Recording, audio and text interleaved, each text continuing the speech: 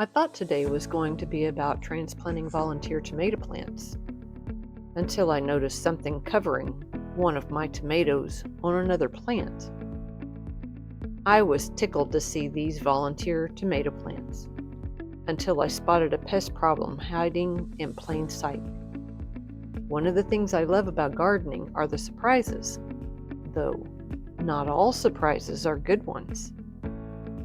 I have no clue what kind of tomatoes these are, but today I'm giving them a second chance to grow strong and healthy.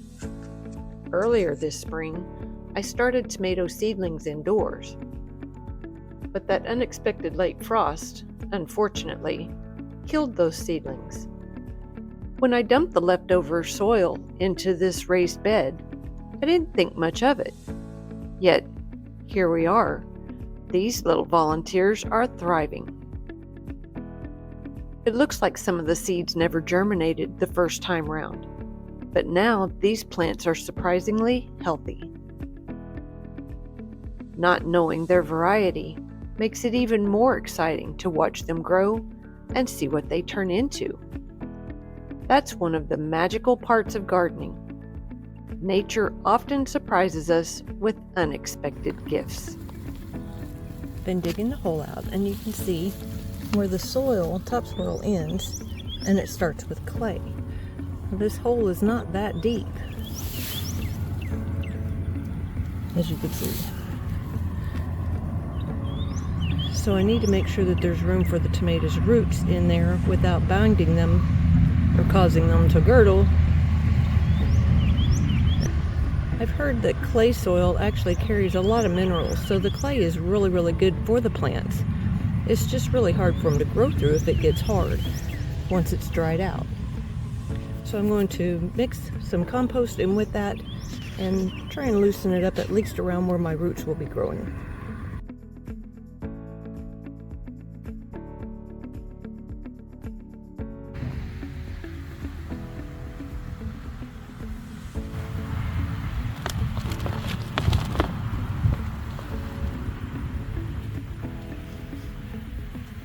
Taking some of the soil that it's been growing in.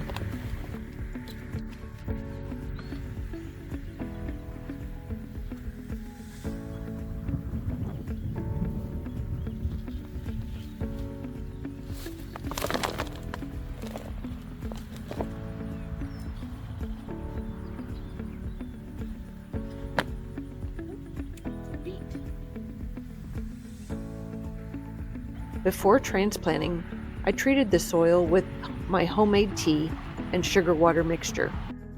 This feeds beneficial microbes and gives the plants a healthy boost as they settle into their new home.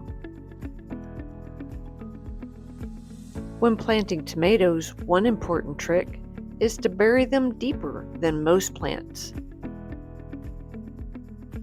I'm planting each seedling past its first set of leaves because tomatoes can grow roots along the buried stem, which builds a stronger root system and sturdier plants. Once these little ones grow bigger, I'll tie them to my trellis alongside the other tomatoes. This support will keep them upright, improve airflow, and hopefully lead to a bountiful harvest.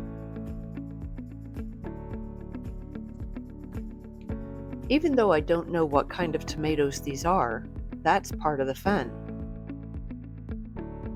Sometimes gardening hands us surprises, and all we can do is give them the best chance to thrive. I'm really looking forward to seeing what these mystery tomato plants turn into. Have volunteer tomatoes ever appeared in your garden? Share your surprise garden stories in the comments. I'd love to read them.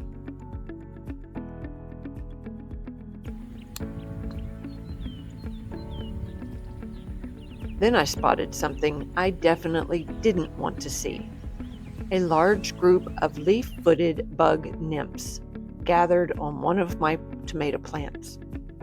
These pests are tricky because they pierce tomato plants and the fruit and suck out the juices, which can leave damaged spots and reduce production if left unchecked. The good news is they're easier to control while young and clustered like this. I didn't have insecticidal soap on hand, so I used diatomaceous earth instead.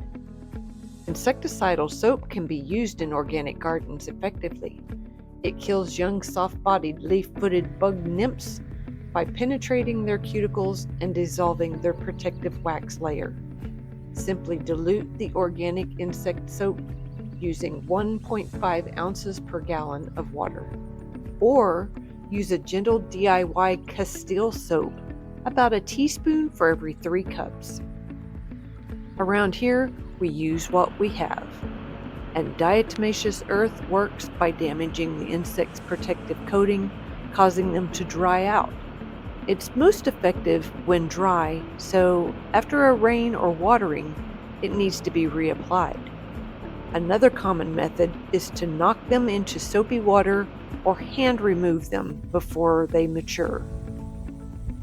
This is exactly why regular garden checks matter. Catching problems early can save an entire tomato harvest.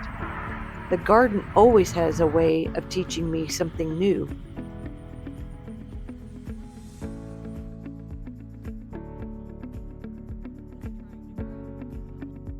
That's just part of learning as we go. I sure hope you'll join me again next time here on the Double N Farm.